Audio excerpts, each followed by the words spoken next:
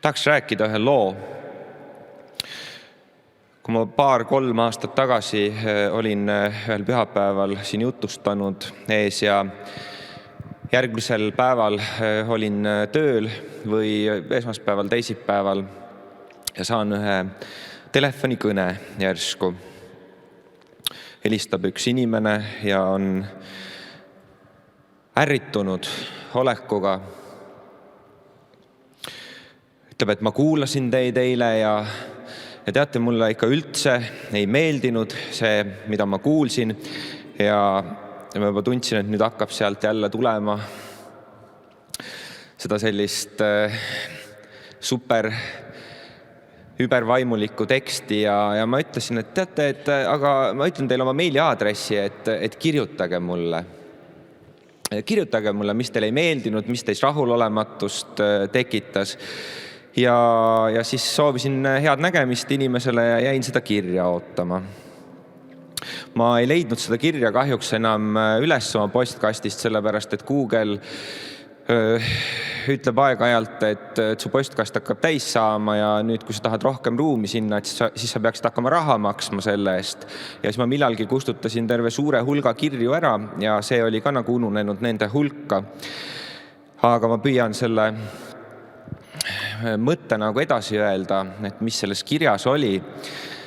Selles kirjas oli öeldud, et teie olete üks hingeline inimene. Te tsiteerite poeesiat ja teil ei ole võidmist. Ja muidugi ma olin solvunud selle peale. Kes see tahaks kuulda sellist asja ja võib-olla ka eriti, kui on olnud sellel eluperioodil natukene raskem, on olnud võitlemist, on olnud otsimist, aga on siiski olnud julgus tulla siia ette Jumala armust seisma. Ja see kiri on muga aastaid kaasas käinud mu südames. Ja ma tahaksin seda inimest väga-väga tänada selle kirja eest tegelikult, sest ma olen ka ise ärritunud iseenda suhtes ja ma olen ärritunud väga paljude ees pärast, kes ka siin ees seisavad, kes räägivad Jumalast. Päris tihti see ärritab, et ma ei koge võidmist, ma ei koge, et see, mida ma kuulen, oleks Jumalast. Ja tahan ka iseenda eest andeks paluda, kui seda on olnud. Ja loodan edasi minna Jumala abiga teistmoodi. Ja mu igatsus on see, et minul ei puuduks võidmine, kui ma siin ees seisan, et sinul ei puuduks võidmine, kui sa oma elus käid koos Jumalaga seal, kus sa oled, oma töökohas, kui sa pead kuulutama, olema elavaks tunnistuseks linnaks, mis on mäe otsas, nii nagu ütleb Jeesus.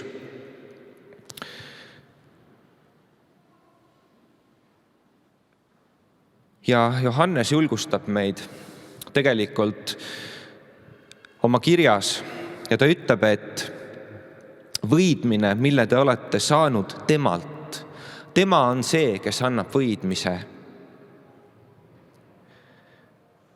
Püsib ju teis ning teil pole vaja, et keegi teid õpetaks, vaid nii nagu tema võidmine teid kõiges õpetab, see on tõde, mitte vale.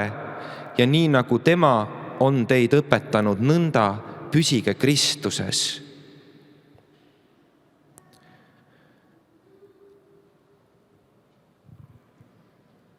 Ma olen mõelnud, et mis see on, mis võtab ära võidmise, selle Jumala vaimu ligiolu,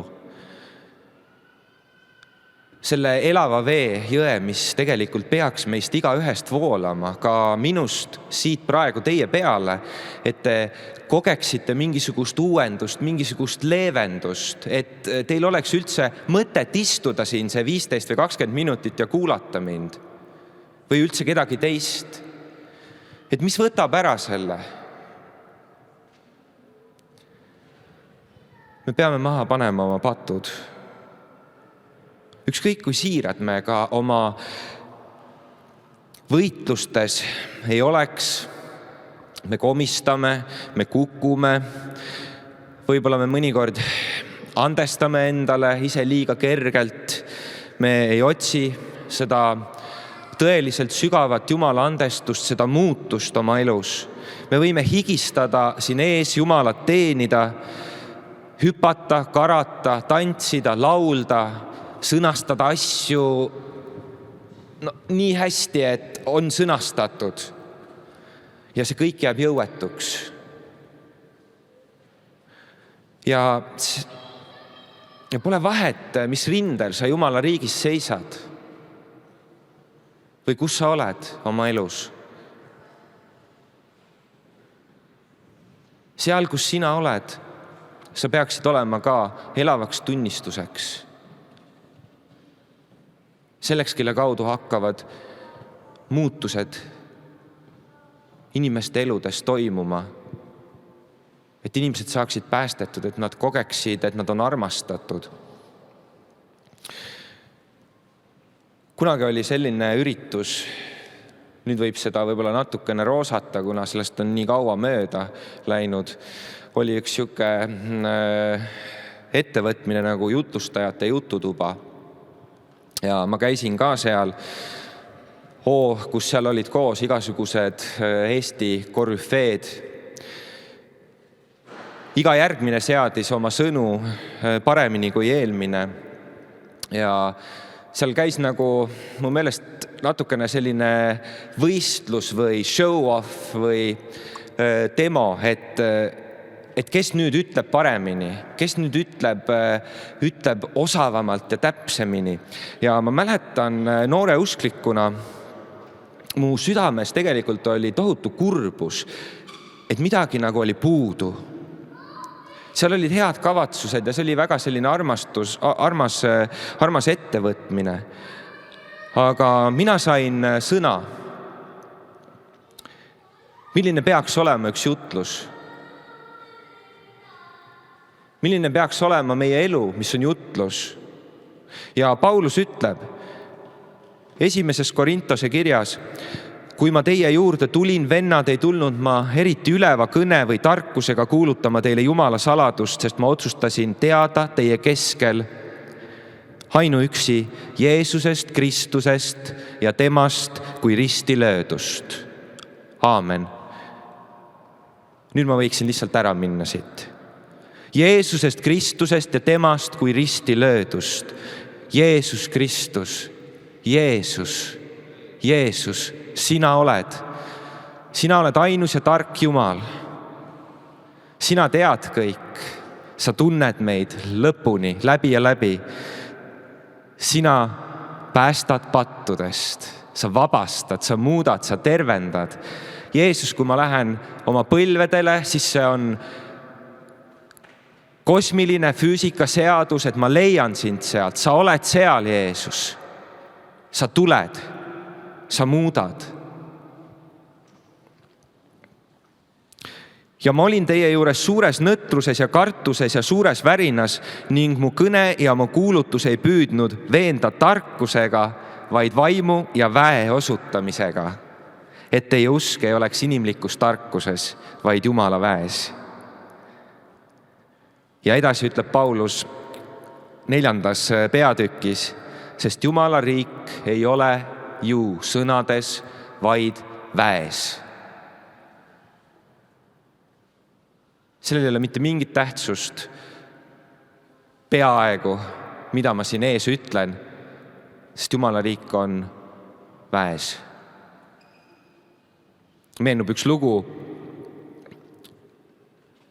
mingitest eelmise või üle-eelmise sajandi ärkamisaegadest, kus jutlustaja tuli lihtsalt ette, tahtis rääkida Jumala sõna, aga ta ei suutnud mitte midagi muud öelda, kui ainult oo.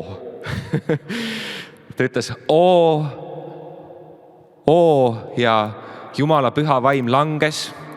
Inimesed hakkasid meelt parandama nuttes, nende elud muutusid, nad said andeks oma patud. midagi sellist ma tunnen, et ma igatsen ka siin kogeda, et ma armastan selles mõttes tohutult oma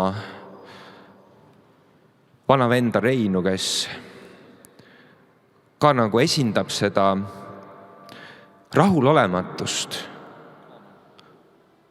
Ja võib-olla me ei oska nagu seda alati kõige paremini sõnadesse panna. See võib tunduda nagu sellise armutuna või raskemeelsena, aga ma loodan, et see on prohvetlik. Et me vajame taas ühte rahulolematust iseendaga, oma vaimuliku eluga, sellega, et me lihtsalt tuleme siia, istume ära oma aja, läheme koju ja võib-olla midagi nagu väga ei võtagi siit kaasa. Ma tunnen ennast süüdi selles. Mina, kes ma siin ees seisan, olen samamoodi selles süüdi, nagu väga paljud, kes siin ees on seisnud, kui sina ei lähe ära muudetud eluga.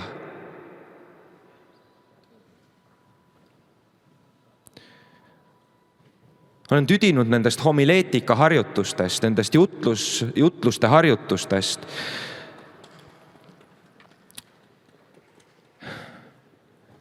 Üks koht, kus visati ette kirjakoht sellisel õppe eesmärgil, et võta nüüd see kirjakoht ja jutlusta sellel teemal. Ja vend astus ette, väga kogenud jutlustaja, ka võrratud sõna, palju kuulnud tema käest. Aga seekord, kui see homileetika harjutus tuli, ma nagu kogesin, et kõik ta sõnad on nii tühjad, nii õõnsad. Ta sai suurepäraselt hakkama selle ülesandega. Sealt tuli nii nagu hästi seatud teksti, hästi seatud sõnu, aga see oli tühi. Seal ei olnud mitte midagi sees. See oli nagu jutuvest ja kass. Sa kuulad seda, sul tuleb uni peale ja kui sa silmad kinni paned, siis ta kraabib su silmad peast välja.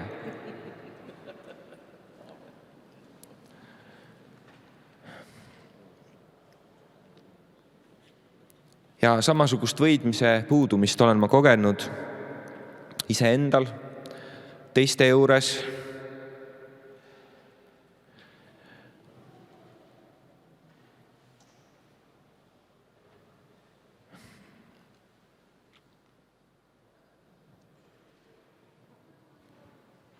Paulus ütleb Timoteosele, aga olgu sul teada, et viimseil päevil tuleb raskeid aegu, sest siis on inimesi, kes on enesearmastajad, rahaahned, kelkijad, ülbed, teotajad, sõnakuulmatud vanemaile, tänamatud, nurjatud, halastamatud, leppimatud, laimajad, ohjeldamatud, jõhkrad, heapõlgajad, reetlikud, tormakad, upsakad, rohkem lõbu kui Jumala armastajad, kellel on küll Jumala kartuse nägu, kuid kes on salanud selle väe. Niisuguseid väldi.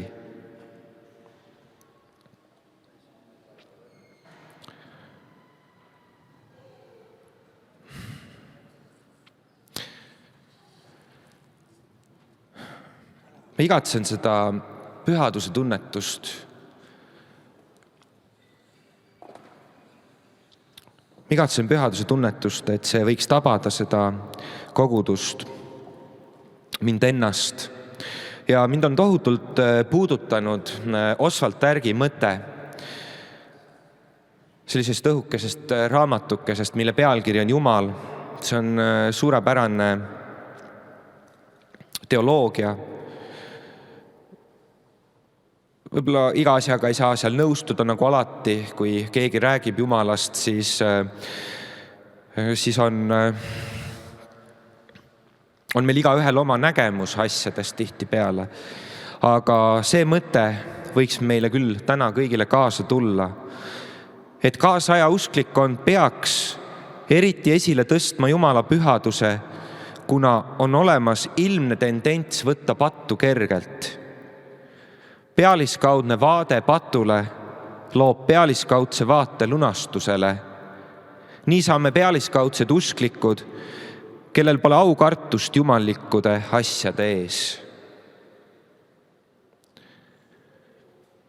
Armsad vennad ja õed, ma palun südamest, hakkame taas Jumalat otsima. Hakkame otsima tema pühadust. Ka kui siin ees ülistatakse, siis mu igatsus on, et see Jumala otsimise kirg võiks väljenduda selles, mida me füüsiliselt ja oma kehaga teeme, et kuidas me väljendame oma kirglikkust Jumala suhtes. Me tahame eestlastena öelda, et Jumal on sügaval meie südames ja jäädagi selle juurde, aga et see ka paistaks meist välja. Paulus ütleb, et me peaksime ilma kahtluseta, ilma kahtlemiseta tõstma üles oma pühi käsi Jumalale. Ta kutsub meid hõiskama tema ees, rõõmustama.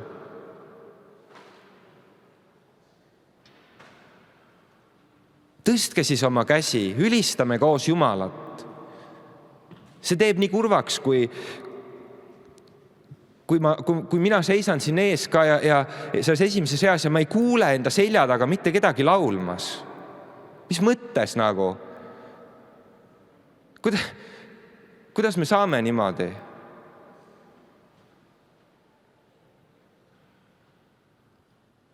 Ma armastan teid kõiki väga ja ma ei taha teiega pahandada. Ma armastan ka neid armsaid, kelle suhtes mul on olnud kriitikat, pahameelt ja ma olen oma südame läbi katsunud, et ma julgeksin seda neile ka tänasel päeval otse öelda armastuses ja julgen ka teid armastuses manitseda ja kutsuda üles Jumalat tänama, otsima, oma elu puhastama, pattusid maha panema. Olge väga julgustatud. Tõuseme palveks ja oleme koos Jumala ees.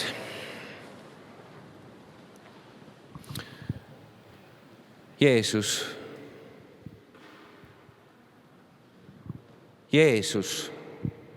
me vajame sind. Ainult sinu veri on see, mis on tõeliselt kehtiv maksevahend. Ainus asi, mis puhastab meid selles universumis pattudest. Me ei saa ennast puhastada ka kõige kangemate puhastusvahenditega, mis siin maa peal olemas on. Oma pattudest, oma süütegudest, aga Jeesus, sina puhastad ja sina andestad, Jumal, ja sina taastad ja lood uueks ja annad rõõmu südamesse, annad muutuse. See oled sina, Jeesus. Me vajame sind. Me vajame sind, Jeesus. Me vajame sind, Jeesus. Me tahame meelt parandada oma ükskõiksusest sinu suhtes, oma salapattudest, millega paljud meist võitlevad ja sageli jäävad kaotajaks, aga me tahame need, Jeesus, sinu ette maha panna. Me tahame olla võitjad, sest sina oled võitja. Ja koos sinuga me võime, Issand, kogeda seda võitu, olla vabad, olla muudetud, olla puhastatud. Tänu sulle, Issand. Tänu sulle, Jeesus. Ja kui sa tunned, et sa vajad eestpalvet, siis tule ka siia ette, pastorid Veljo ja Ülo ja mitmed veel on valmis sind teenima, kandma sinu mured Issanda ette, sind kuulama ja sinu hinge hoidma. Ja palvetame meie issanda õpetatud palve, meie isa palve. Meie isa, kes sa oled taevas, pühitsetud olgu sinu nimi. Sinu riik tulgu, sinu tahtmine sündigu, nagu taevas, nõnda ka maa peal. Meie igapäevast leiba anna meile täna päev ja anna meile andeks meie võlad, nagu meiegi anname andeks oma võlglastele. Ja ära saada meid kiusatusse, vaid päästa meid ära kurjast, sest sinu päralt on riik ja vägi ja au igavesti. Aamen.